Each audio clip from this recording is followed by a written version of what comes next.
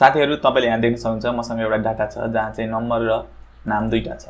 अब मैले यो ए सेलबाट बी सेलमा चाहिँ जस्ट नम्बर मात्र ल्याउनु पर्यो भने चाहिँ हामीले नर्मली टाइप गर्नु पर्यो भने 2 3 2 3 2 यसरी टाइप गर्दै जानु पर्छ। तर तपाईलाई म आज एउटा सर्टकट की बताउन गइरहेको छु जहाँबाट चाहिँ तपाईले डाइरेक्ट वान क्लिकमा चाहिँ यतापट्टिको बी सेलमा चाहिँ जस्ट नम्बर मात्र पपुलेट गर्न सक्नुहुन्छ। त्यसको लागि चाहिँ तपाईले सबभन्दा पहिले चाहिँ यहाँ एउटा फर्मुला लेख्नु पर्ने हुन्छ।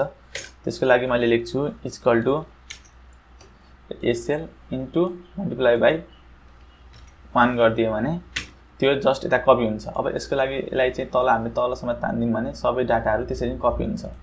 तर तपाईले यहाँ कपी गर्ने बेलामा चाहिँ एउटा एरर आयो, भ्यालु भन्ने एरर आयो।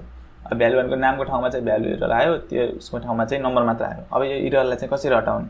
त्यसको लागि फेरि माथि नै जानु र डबल क्लिक गर्नुहोस् र हामीले यहाँ एउटा इफ एरर भन्ने फर्मुला थप्छौं। जस्तै इफ एरर आयो भने चाहिँ यदि आएन भने चाहिँ एटु हुन्छ, यदि इफ एरर आयो भने चाहिँ हामीले जस्ट खाली ठाउँ पठाइदिनु भनेर लेख्छौं र यसलाई इन्टर थिचिदिन्छौं। इन्टर थिचिसकेपछि पहिला मैले तलसम्म ड्र्याग गरिदिन्छु। ड्र्याग गरिसकेपछि बुम हेर्न सक्नुहुन्छ तपाईले जस्ट नम्बर मात्र यहाँ कपी भयो र नामहरु चाहिँ कपी भएन। यस्तै अमेजिङ ट्रिकहरु हेर्नको लागि चाहिँ कृपया च्यानललाई सब्स्क्राइब गरिदिनु होला र भिडियो मन परेको छ भने शेयर गर्न चाहिँ नबिर्सनु होला।